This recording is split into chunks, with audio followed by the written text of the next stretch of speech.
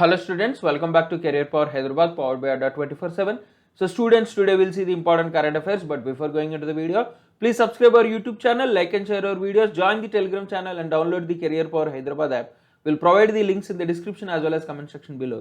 The first current affair for today, so Prime Minister Narendra Modi has inaugurated the Bina Panki multi-product pipeline project in the state of Uttar Pradesh. So this particular pipeline starts from the Bina refinery in Madhya Pradesh and it will end at Kanpur in Uttar Pradesh. So this particular pipeline has a capacity of 45 million metric tons per annum and it was constructed at a cost of 1524 crores. So this particular pipeline will provide safe and efficient transport of products from the Bina refinery.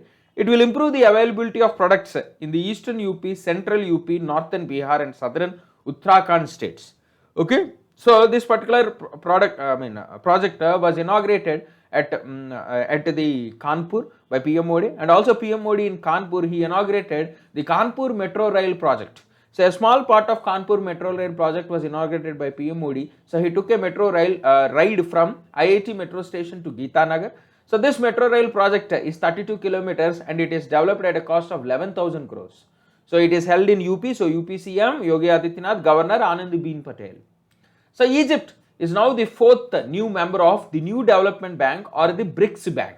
So recently in September, Bangladesh, United Arab Emirates and Uruguay joined the BRICS New Development Bank and now Egypt joined the BRICS New Development Bank. So the BRICS New Development Bank, they announced the expansion of their membership and also to give support to the emerging economies in the world. So that is why now these four countries have joined the BRICS New Development Bank. Okay. So this BRICS New Development Bank was launched by BRICS, which is Brazil, Russia, India, China and South Africa countries. So the purpose of the bank is to mobilize resources for infrastructure, sustainable development projects in BRICS and other emerging market economies and developing countries.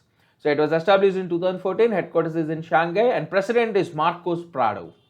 So, Indo-Tibetan Border Police Director General Sanjay Arora took the additional charge of the Director General of Sahastra Seema Bal. So, this 1988 batch officer of the Tamil Nadu cadre, so he is already the ITBP Director General, he was appointed in August. Now, he will take charge for Sahastra Seema Bal. So, Sahastra Seema Bal is tasked to guard the unfenced Indian borders with Nepal and Bhutan. So, Sahastra Seema Bal comes under the Ministry of Home Affairs. It's a part of Central Armed Police Forces along with the 6 other Central Police Forces in India. So it was established as Special Service Bureau in 1963 after the Chinese aggression in 1962 Indo-China War, mainly to support the intelligence forces. Okay, it is also now currently the border guarding force and also the supporting intelligence force. So Sahastra Seema Bal headquarters is in New Delhi. Motto is Service, Security and Brotherhood. So as you know, ITBP DG Sanjay Arora takes additional charge. Let us discuss about ITBP, Indo-Tibetan Border Police, established 1962, headquarters is in New Delhi and motto is Valor, Stubbornness and Commitment. So Anup Roy is the new India's ambassador to United Nations Conference on Disarmament. So this United Nations Conference on Disarmament will be held in Geneva. So every year, thrice they will meet it in Geneva. So senior diplomat Anupam Roy has been appointed as the ambassador to the United Nations Conference on Disarmament. Okay. So let us discuss about this Conference on Disarmament. It's a multilateral disarmament forum established to negotiate arms control and disarmament agreements in Geneva. So every year they meet in 3 separate sessions in Geneva. So the conference was first held in 1979 as a Committee on Disarmament. Later in 1984 it was renamed as Conference on Disarmament. Okay. So next, Vijay Ras and Varun Sharma are named the brand ambassadors of Easy My Trip. So easymytrip.com, you know, it's a very popular online travel company. So Vijay Ras and Varun Sharma both will be the brand ambassadors and they'll promote the website in India. So it's an online travel company established in 2008 by Nishant, Rikant and Prashant. Okay. So all these 3 brothers, they launched this company in a garage. Now it's a leading online travel companies in India. So it is headquartered in New Delhi. The company provides hotel bookings, air tickets, holiday packages, bus bookings and white label services. So Vasudevan PN has been reappointed as the MD CEO of Equitas Small Finance Bank. So Vasudevan will be the MD CEO of Equitas Small Finance Bank for next 3 years from July 23rd, 2022 to July 22nd, 2025. So currently he is serving the MD CEO of the bank. So he earlier worked as the MD of Equitas Holdings Limited. So Equitas Small Finance Bank established 2016, headquarters is in Chennai, tagline it's fun banking. So Indian Army, they set up Quantum Lab at the Military College of Telecommunication Engineering, which is present in Indore in Madhya Pradesh. So Indian Army, they are trying to do research in the field of quantum technology. So they already have this quantum technology. So they want to go forward to the next generation communication in the cryptography, mainly to use in the Indian Armed Forces. So their key research will be on quantum computing, quantum key distribution, quantum communication, post-quantum cryptography. So let us discuss what is quantum cryptography. It is a mechanism to develop secure communications. So cryptography is the study of secure communication techniques that allow only the sender and the recipient of the message to view its contents. So using quantum, we do secure messagings. Mainly the armed forces use this quantum computing to send messages very securely, okay. So that is the use of this quantum lab. Also, the Indian Army has set up the Artificial Intelligence Center at the same place, okay. So these are all the things happening in Army. So Chief of Army MM Narwane, Vice Chief is Chandi Prasad Mohanty. So recently appointed, remember.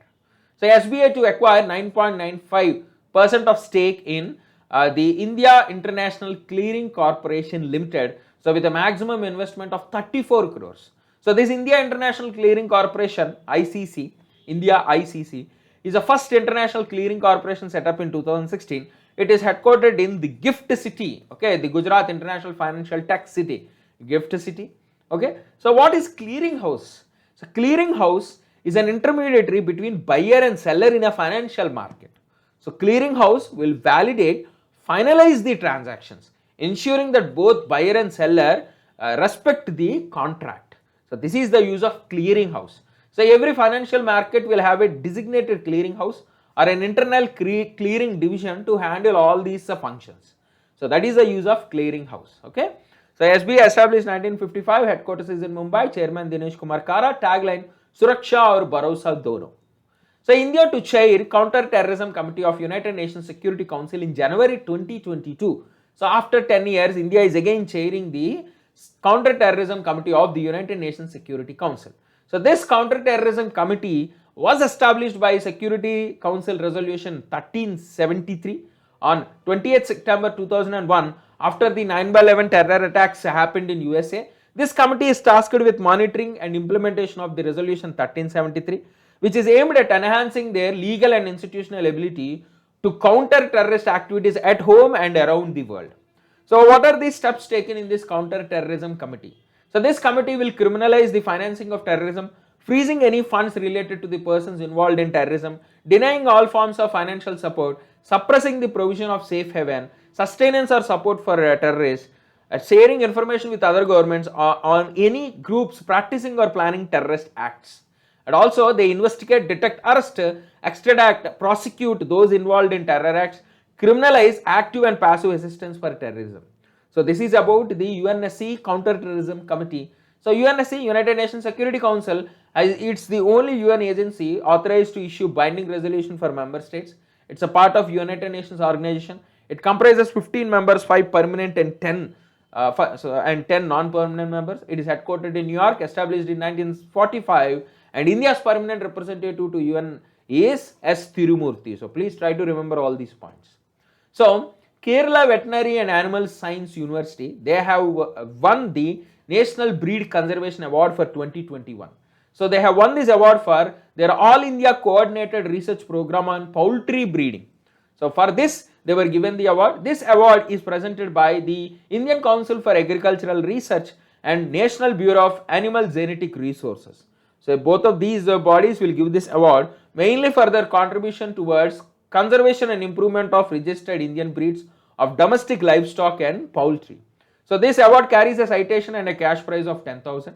So the center, the Kerala Veterinary University received this award for conservation and research activities on Tellicherry breed. It's a native chicken breed of the state. Okay, so the conservation activity started on this breed in 2014. So through scientific selection and management, the breed began laying eggs as early as in 5 months, and annual egg production increased to 160 to 170 eggs.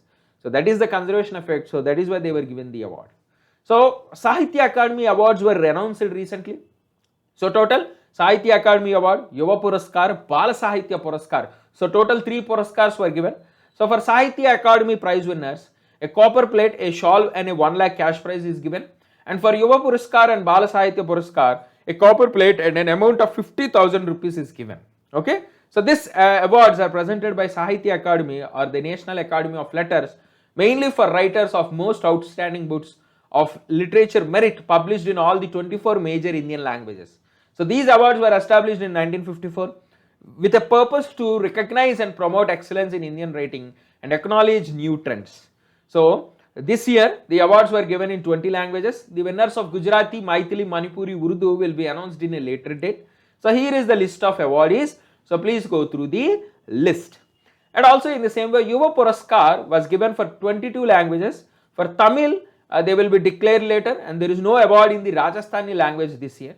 So this Yuva Puraskar was established in 2011, mainly recognizes young writers under the age of 35 years with the aim to encourage and promote young writers. Okay, so please go through the list. There is a huge list this year. And finally, the Bala Sahitya Puraskar, given in 22 Indian languages, and this year the award is not given in Gujarati and Punjabi languages, and here is the entire list. Okay, so now next, IIT Madras, they bagged first position in Atal ranking of institutions on innovation achievements 2021. So for the third consecutive year, IIT Madras won the award under the central funded technical institutes category. So IIT Madras is followed by Bombay, Delhi, Kanpur, Roorkee and Bengaluru.